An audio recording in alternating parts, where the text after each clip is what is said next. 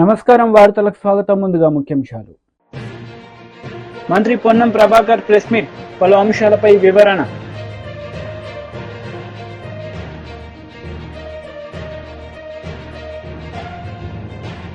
మాజీ మంత్రి Ambati Rambabu press meet, TDP నేతలపై ఫైర్. మంత్రి పొన్నం ప్రభాకర్ మీడియా సమావేశం నిర్వహించారు. ఈ సందర్భంగా పలు అంశాలపై ఆయన మాట్లాడారు. మా గౌరవ ముఖ్యమంత్రి గారు మిమ్మల్ని అడుగుతా ఉన్నారు. కేంద్ర మంత్రి అయిన హైదరాబాద్ నుంచి మొత్తం యావత్ తెలంగాణకు ప్రాతినిధ్యం వహిస్తా ఉన్నారు. రండి, మా మంత్రివర్గంతో మనందరం కూర్చొని రాష్ట్ర అభివృద్ధికి సంబంధించి ఒక ప్రణాళిక చేసుకుందాం. గతంలో ఆ ప్రభుత్వానికి అటువంటి ఆలోచన లేదు కావచ్చు, మీకు కూడా అటువంటి ఆలోచన లేదు కావచ్చు అని చెప్పినాం. మీరు కేంద్ర మంత్రి అయిన తర్వాత హైదరాబాద్ ఇన్ఛార్జ్ మంత్రిగా మిమ్మల్ని గౌరవంగా కలవడానికి వచ్చిన హైదరాబాద్ సంబంధించిన అభివృద్ధిలో సహకారం అడిగినాం. కానీ ఇక జిహెచ్ఎంసీ ఎన్నికలు దగ్గరికి వస్తున్నాయని రాజకీయ ఆట కోసం హైదరాబాద్ను విమర్శిస్తే మన ముఖం మీద మనం ఉమ్మేసుకున్నట్టే. హైదరాబాద్ బ్రాండ్ ఇమేజ్ కాపాడడానికి, హైదరాబాద్ అభివృద్ధి చేయడానికి, హైదరాబాద్ ఈ జిహెచ్ఎంసీ 10 నుంచి ప్రాతినిధ్యం వహిస్తున్నటువంటి పార్లమెంటు సభ్యుడిగా, కేంద్ర మంత్రిగా, కేబినెట్ మంత్రిగా హైదరాబాద్ ప్రయోజనాలకు, హైదరాబాద్ ప్రజల సమస్యల కొరకు, హైదరాబాద్ అభివృద్ధి కొరకు ఏం చేసారో చెప్పమని సందర్భంగా బహిరంగంగా నేను ప్రశ్నిస్తా ఉన్నా. మేము ఇలా కాంగ్రెస్ పార్టీ పక్షాన అవేం లేకుండా గత 6 నెలల కింద నుంచి రాగానే మొత్తం హైదరాబాద్ నుంచి మొత్తం నిర్లక్ష్యం చేసినట్టుగా, అభివృద్ధి కుంటుపడ్డట్టుగా, అంతకుముందేమో కుందేళ్ళే కురుకుతురే మేము తాబిళ్ళేక నడుస్తున్నట్టుగా మాటలు మాట్లాడుతూ ఉన్నాడు. అసలు మీకేమైనా కనీసం సోయి హైదరాబాద్ సహకారం అందించాలని చెప్పిన ఒక మాట. హైదరాబాద్ ఒక చారిత్రాత్మకమైనటువంటి historical city, like compare to Istanbul. ఇక్కడ మీరు చేయదలుచుకుంటే చార్మినార్ కావచ్చు, గోల్కొండ కావచ్చు, లేకపోతే అనేకమైనటువంటి పురాతనమైన ఆర్కియాలజీ, హెరిటేజ్కి సంబంధించిన ఉన్నాయి. ఆ సంబంధిత శాఖ మంత్రిగా ఉండి కూడా ₹1 తీసుకొని రాకపోతే మీరు ప్రత్యేకించి విభజన హామీలకు సంబంధించి లేకున్నా హైదరాబాద్ నగర అభివృద్ధికి సంబంధించి కేంద్ర పట్టణాభివృద్ధి శాఖ తరఫున ₹1 అయినా ప్రత్యేక నిధి తీసుకొచ్చినారా? ఈ ప్రాంతం నుంచి పార్లమెంట్ సభ్యుడిగా ప్రాతినిధ్యం వహిస్తూ మీకు ఆ బాధ్యత లేదా? ఈరోజు మేము అధికారంలోకి వచ్చిన తర్వాత హైదరాబాద్లో ఉన్నటువంటి 141 ప్రాంతాల్లో వర్షం వచ్చినప్పుడు నీటి నిల్వలతోటి ఇబ్బంది అవుతా ఉందని, ఆ నీటి నిల్వల్ని ఏ విధంగా ఉపయోగించుకోవాలి ఈ రాతి కట్టడాల మధ్యలో అని ఎక్కడెక్కడైతే 141 జాగాలలో నీళ్లు నిలుస్తాయో అక్కడనే వాటర్కు గ్రౌండ్ లోపలికి అక్కడ ప్రభుత్వ స్థలాన్ని వినియోగించుకొని అండర్ గ్రౌండ్లోకి వాటర్ పోయే విధంగా, నీటి నిల్వలు నిలవకుండా ఉండే విధంగా పైసలు ఖర్చు చేసి ప్రణాళిక చేస్తూ ఉన్నాం. మెట్రో వాటర్ వర్క్స్ ఇంత పెద్ద సమస్య వచ్చినా మెట్రో వాటర్ వర్క్స్ కూడా మీరు ₹1 ఇయ్యలే. ఇంత పెద్ద హైదరాబాద్లో శానిటేషన్, సిల్ట్, ఇతర కార్యక్రమాలు ఉంటాయి, డ్రైనేజ్ ఇంప్రూవ్మెంట్ ఉంటుంది, ఎక్స్పాన్షన్ అయింది సిటీ, అనేకమైనటువంటి గృహ అవసరాలు పెరిగినాయి. అయినా మీరు సంబంధించినటువంటి అంశం ఇయ్యలే. ఇలా మాట్లాడుతూ ఉన్నారు. దీన్ని తీవ్రంగా ఖండిస్తూ ఉన్నాం. హైదరాబాద్ ఇమేజ్కు భంగం కలిగే విధంగా కిషన్ రెడ్డి గారి వ్యాఖ్యలు వెంటనే ఉపసంహరించుకోవాలని కోరుతా ఉన్నాం. హైదరాబాద్ అభివృద్ధికి మీకు చేతనైతే సహాయం చేయండి. కేంద్ర మంత్రిగా మీ బాధ్యత నిర్వహించండి. హైదరాబాద్ కేంద్రం నుంచి పార్లమెంట్ సభ్యుడిగా ఈ ప్రాంత అభివృద్ధికి సహకరించండి. రాష్ట్ర ప్రభుత్వం నుంచి గౌరవ ముఖ్యమంత్రి గారు కావచ్చు, ఇక్కడ ఉన్నటువంటి రాజకీయాలకు అతీతంగా ఇన్ఛార్జ్ మంత్రిగా మీ దగ్గరకు వచ్చి ఇక్కడ సమస్యలు చెప్పడానికి సిద్ధంగా ఉన్నామనేటువంటి మాట చెప్తా ఉన్నాం. మీరేం చేయరు. ఎన్నికల రాజకీయం కొరకు వాతావరణాన్ని కలుషితం చేయడానికి, లబ్ధి పొందడానికి రాజకీయంగా తప్ప. ఇవాళ ఇక్కడ పెద్ద గాంధీ హాస్పిటల్ ఉంది, రండి. హాస్పిటల్ మళ్ళీ సరైన విధంగా ఇంకా ప్రజలకు సేవ చేసే విధంగా ఉస్మానియా హాస్పిటల్ ఉంది, నిమ్స్ హాస్పిటల్ ఉంది. రండి, ప్రభుత్వ పరంగా వైద్యాన్ని హైదరాబాద్ ప్రజలకు దగ్గరగా తీసుకుపోయేటువంటి ప్రయత్నం చేద్దాం. ఒక ప్రత్యేక ప్యాకేజీ ఇదండి. హైదరాబాద్ ఆహ్లాదకరంగా ఉండాలి. పార్కుల అభివృద్ధికి సంబంధించి, ఎంటర్టైన్మెంట్కి సంబంధించి రండి, ఒక ప్రత్యేక ప్యాకేజీని తీసుకురండి. హైదరాబాద్ ఐటీ రంగంలో అభివృద్ధి చెందుతూ ఉంది. పెరుగుతున్నటువంటి అవసరాలు రవాణా సౌకర్యానికి అనుగుణంగా ఇన్ఫ్రాస్ట్రక్చర్ క్రియేట్ చేసుకోవడానికి ప్రత్యేక నిధులు ఇవ్వండి. హైదరాబాద్ మీద శ్రద్ధ ఉంటే అవేం చేయకుండా ఊరికేనే మాట్లాడితే ఎవరు చూస్తూ ఊరుకోరు. నేను అడుగుతాను మళ్ళొక్కసారి, కేంద్రము 10 సంవత్సరాలుగా కాంగ్రెస్ పార్టీ ప్రశ్నిస్తూ ఉంది. ఎలా భారతీయ జనతా పార్టీ ప్రతినిధిగా మీరు ఇక్కడ ఉన్నటువంటి పరిస్థితుల్లో 10 సంవత్సరాలుగా తెలంగాణకు, అందులో హైదరాబాద్కు మీరు ఏం తెచ్చిరో చెప్పండి. కాంగ్రెస్ పార్టీ ప్రశ్నిస్తూ ఉంది కిషన్ రెడ్డి గారిని. హైదరాబాద్ అభివృద్ధికి స్థానిక పార్లమెంటు సభ్యుడిగా, మంత్రిగా హైదరాబాద్ను అభివృద్ధి చేయడానికి అవకాశం వచ్చినటువంటి శాఖను గత 5 సంవత్సరాలు నిర్వహించినటువంటి మీరు ఏం చేసినారో చెప్పండి. ఉపాధి అవకాశాలను మెరుగుపరిచే స్కిల్ డెవలప్మెంట్కి ఏమైనా స్కీమ్ తెచ్చిండ్రా? ఇన్ఫ్రాస్ట్రక్చర్ క్రియేట్కి ఏమైనా స్కీమ్ తెచ్చిండ్రా? ఉమెన్ ఎంపవర్మెంట్కి ఏమైనా స్కీమ్ తెచ్చిండ్రా? మైనార్టీ ఎస్సీ బీసీ వెల్ఫేర్కి ఏమైనా తెచ్చిండ్రా? ₹1 తేని మీకు హైదరాబాద్కు నిర్లక్ష్యానికి గురైందనేటువంటి హక్కు ఉందా అని అడుగుతా ఉన్నాం. స్మార్ట్ సిటీలో లేదు, అమృత్ పథకంలో లేదు, స్పెషల్ ప్యాకేజీలో లేదు, ప్రాజెక్టు వైజ్ లాభం చేసేది లేదు. హైదరాబాద్ ప్రజలకు చట్టరీత్యా వచ్చే 15th ఫైనాన్స్ తప్ప ₹1 కూడా హైదరాబాద్ సాకారం చేయని కేంద్ర ప్రభుత్వం, ఆ కేంద్ర ప్రభుత్వంలో మంత్రి హైదరాబాద్ బ్రాండ్ ఇమేజ్ దెబ్బతీసే విధంగా మాట్లాడితే చూస్తూ ఊరుకోం. బరాబర్ 6 నెలలైంది మా గవర్నమెంట్ వచ్చి. 6 నెలల హైదరాబాద్లో అనేక సందర్భాల్లో జిహెచ్ఎంసీ లేదా హైదరాబాద్ కలెక్టరేట్ సమీక్షలు చేసి అనేకమైనటువంటి అంశాలకు సంబంధించి పారదర్శకంగా ప్రజల ఆకాంక్షలకు అనుగుణంగా ప్రజాపాలనతో మా ప్రభుత్వం ముందుకు పోతా ఉంది. చేతనైతే కేంద్ర ప్రభుత్వం సహకారం చేయి, లేదా మౌనంగా ప్రేక్షకుల్లాగా ఏ విధంగానైతే గతంలో ఉన్నావో అదేవిధంగా ఉండు తప్ప ప్రభుత్వాన్ని విమర్శించే ప్రయత్నం చేయమని చెప్పి కోరుతాను.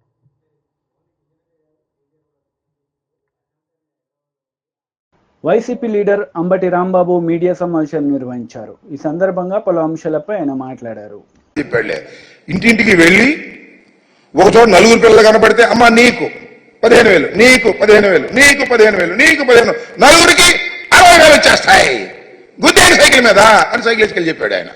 ఇంటింటికి వెళ్ళి ప్రచారం చేశారు. శభాష్, తప్పు లేదు. మీరు మేనిఫెస్టోలో పెట్టారు, వాగ్దానం చేశారు, సూపర్ 6లో పెట్టారు, ప్రచారం చేసుకున్నారు, ఓట్లు వేసుకున్నారు, అధికారంలోకి వచ్చారు. ఏం చేయాలి ఇప్పుడు? అమలు చేయాలా లేదా? అమలు చేయాల్సిన బాధ్యత మీకుందా లేదా? రాత్రేనండి GOMS 29 రిలీజ్ చేశారు. అంతేగా GOMS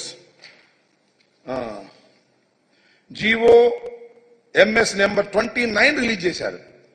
దానిలో ఏమి రాశారో, ఏమి జీవోలో ఇచ్చారో రాష్ట్ర ప్రజానీకం తెలుసుకోవాలని ఈ సందర్భంగా మనవి చేస్తున్నా.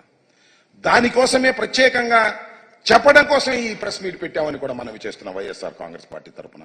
ఆ జీవోలో ఉన్నటువంటి అంశాలు ఒక్కసారి హైలైట్ చేద్దాం. చూడు, ఆ పైన ఉన్నాయి చూడండి.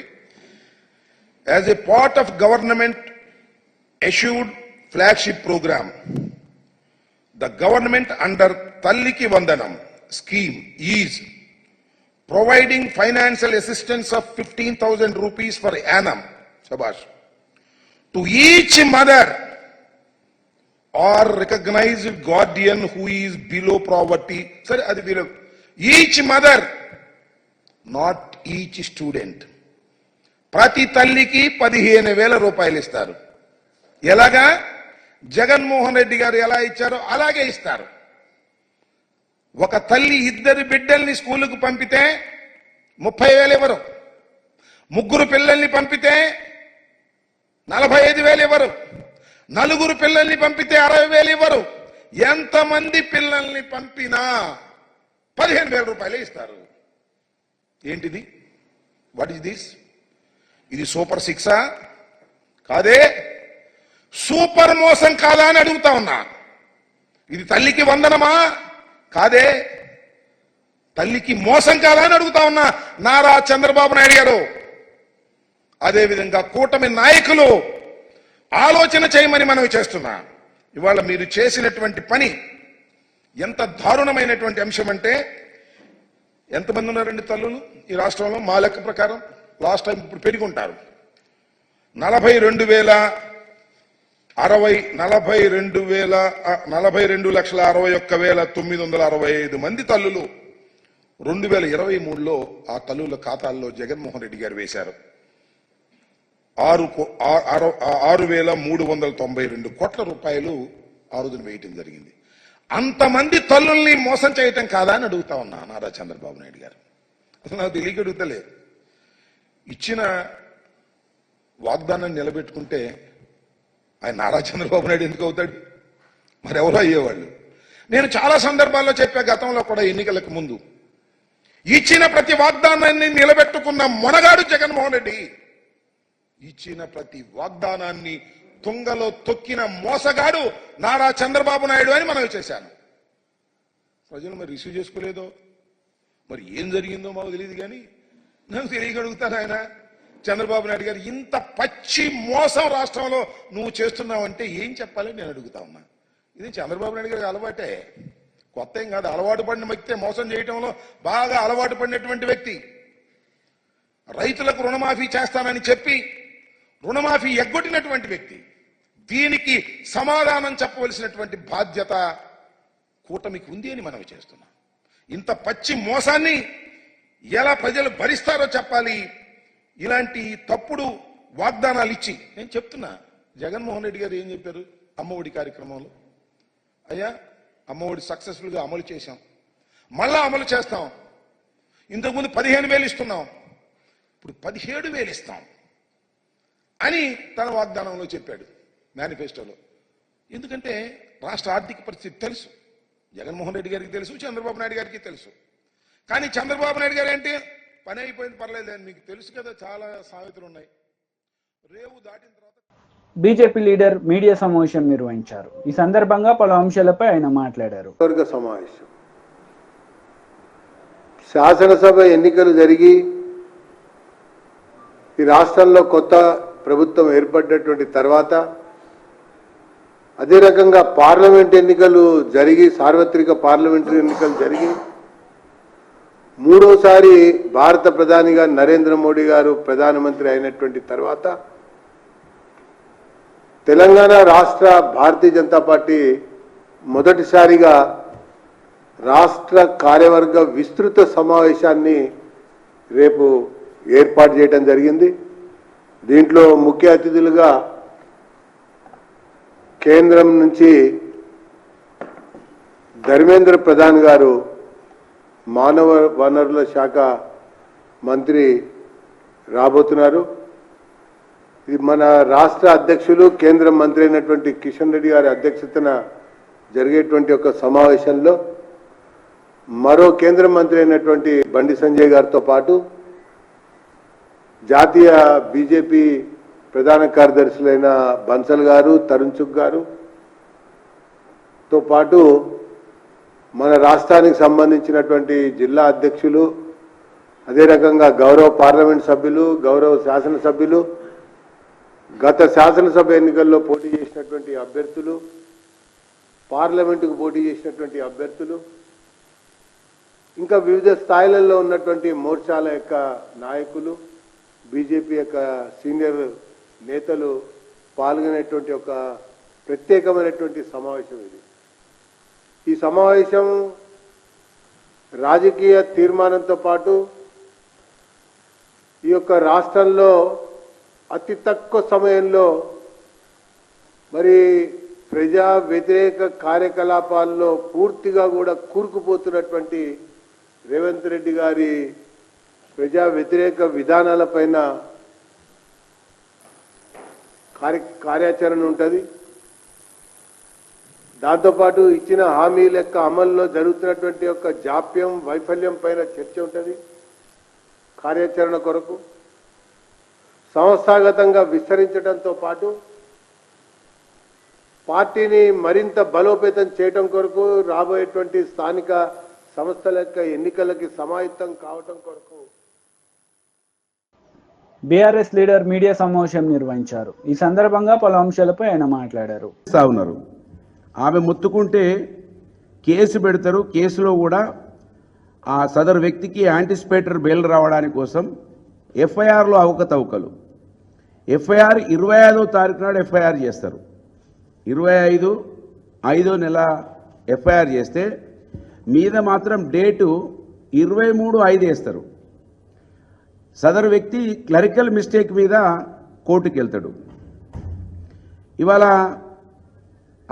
ఇదే దుద్దిల్లా మంత్రి ఎమ్మెల్యే ఈయన సారు ఎంత స్మార్ట్గా ఉంటాడంటే ఈయన అధికారంలో లేనప్పుడు అధికారంలో ఉన్నప్పుడు ఈయన లీలలు మామూలుగా ఉండే. హైదరాబాద్లో ఈయన మాత్రం చాలా మంచివాడు, ఎర్రగా ఉన్నాడు, సౌమ్యుడు, గొప్పవాడు అని కీర్తించే వాళ్ళు చాలామంది ఉంటారు. కానీ వీళ్ళ అరాచకాలు ఇక్కడ చాలామంది చూపించారు. టీవీలు కూడా చూపించాయి, కొన్ని పేపర్లు కూడా రాయాయి.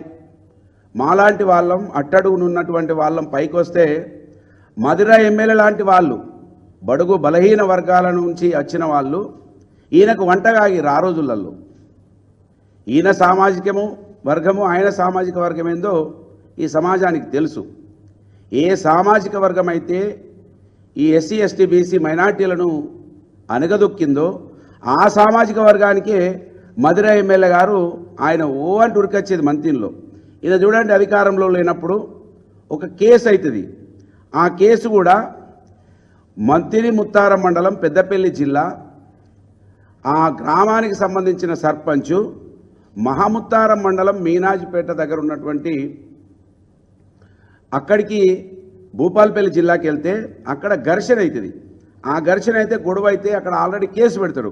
ఆ కేసులో కూడా నేను క్యాండిడేట్ను, నేను ప్రచారంలో ఉంటా, నా మీద కూడా ఎఫ్ఐఆర్ చేపిస్తాడు. ఇదే ఎమ్మెల్యే నా మీద కూడా ఆ రోజు ఎఫ్ఐఆర్ చేపిస్తాడు. నా పేరు కూడా ఇంక్లూడ్ చేపిస్తారు, నా పేరు మా అల్లుని పేరు.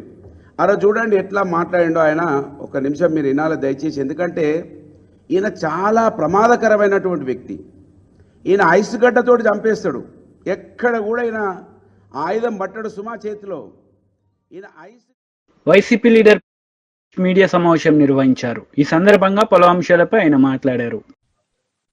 మీకు ఏదన్నా ఆధారం పబ్లిక్ గా బాబు గారు, లేకపోతే ఇక్కడ ఎంపీలుగా నేను, లేకపోతే అనకాపల్లి ఎంపీ రమేష్ గారు, లేకపోతే ఇక్కడ ఎమ్మెల్యేలు పల్లా శ్రీనివాస్ గారు, పంచకల్ రమేష్ గారు ఏదైనా వచ్చి ఎప్పుడన్నా ఎక్కడ అన్నారా? ఏ ఆధారం లేకుండా ఇంగ్లీష్ మీడియా అట్లా రావడం అనేది చాలా ఇర్రెస్పాన్సిబుల్ గా భావిస్తున్నాను. ఎందుకంటే ఇది చాలా మంది జీవితాలకి ముడిపడిన సమస్య. అంత ఈజీగా లైట్ గా వాళ్ళు రాయడం అనేది కరెక్ట్ కాదు. సో దాని మీద చర్యలు కూడా మేము తీసుకుంటాం. ఎందుకంటే మిస్ఇన్ఫర్మేషన్ స్ప్రెడ్ చేయడం అది కూడా అందరికీ మనందరికి కోరేది ఏంటి? స్టీల్ ప్లాంట్ కాపాడుకోవాలి, ఇక్కడున్న కార్మికులకి, నిర్వాసితులకి అందరికీ జస్టిస్ జరగాలని మేము అనుకుంటుంటే దీన్ని ఎట్లా డీవియేట్ చేయాలి, ఎట్లా పొలిటికల్ గా పాయింట్స్ కొట్టాలి. వాళ్ళు పవర్ లో ఉన్నప్పుడు 5 ఏళ్ళు చేయలేకపోయారు, ప్రతిపక్షంలో ఉన్నప్పుడన్నా మా పని మమ్మల్ని చేయనివ్వచ్చు కదా. ఇవాళ బాగా రివ్యూ చేసామండి.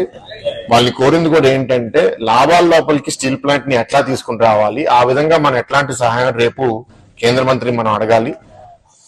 ఏదైతే సపోర్ట్ వాళ్ళు చేయగలిగితే మనకి వేరే వేరే సోర్సెస్, ఇందాక పల్లా గారు కూడా చెప్పారు, ఆ సోర్సెస్ నుంచి ఫండ్స్ అన్ని మనం తీసుకొచ్చి ప్రొడక్షన్ కెపాసిటీ పెంచుకోగలగాలి. ఇప్పుడు ఇంచుమించు హాఫ్ ప్రొడక్షన్ కెపాసిటీలోనే ఉన్నాము. ఫుల్ కెపాసిటీకి వెళ్తేనే మనకి మంచి లాభాలు వస్తాయి, మనం ఈ అప్పు కూడా తీర్చుకోగలుగుతాము. అండ్ ఆ ప్రైవేటైజేషన్ డిస్కషనే ఆగిపోతుంది. అప్పుడు ఇక్కడ అన్ని సమస్యలు, జీతాల సమస్యలు అవనివ్వండి, లేకపోతే నిర్వాసితుల సమస్యలు అన్ని మనం పరిష్కరించగలుగుతాం. కానీ దీనికి చాలా కమిట్మెంట్ కేంద్ర ప్రభుత్వం నుంచి కావాలి. కాబట్టి రేపు మీటింగ్ లో చాలా స్పష్టంగా కేంద్ర మంత్రికి కూడా ప్రెజెంట్ చేయాలని వాళ్ళ టీంతో కూడా మాట్లాడడం జరిగింది. మనం రేపు ఈ సహాయం కేంద్ర ప్రభుత్వం ఇచ్చిన తర్వాత ఎట్లాంటి లాభాలు రాబోతున్నాయి, అప్పట్లా ఇవ్వబోతున్నాం అనే నమ్మకం మనం సృష్టించగలిగితే ఇంకా మనకి తొందరగా సహాయం వస్తుందని నేనైతే నమ్ముతున్నాను. టీం కూడా మీ అందరికీ చెప్తున్నాను, చాలా మంది అపోహలు కూడా సృష్టిస్తున్నారు, ఇక్కడ పనిచేయరని, లేకపోతే ఇక్కడ టెక్నికల్ నాలెడ్జ్ లేదని. అది మాత్రం మీటింగ్ లో నాకు అర్థమైంది ఏంటంటే అక్కడ ఉన్న కొందరు హెచ్ఓడీస్ కూడా చాలా కమిటెడ్ గా ఉన్నారు. అండ్ ఈ ప్లాంట్ లో వర్కర్స్ కూడా చాలా బాగా పనిచేస్తున్నారని ఒక బయట నుంచి వచ్చిన ఆఫీసర్ కూడా చెప్పారంటే నాకు చాలా సంతోషంగా ఉంది. మనం దీన్ని ఇంకా వార్తలు ముగించే ముందు ముఖ్యాంశాలు మరోసారి. మంత్రి పొన్నం ప్రభాకర్ ప్రెస్ మీట్, పలు అంశాలపై వివరణ.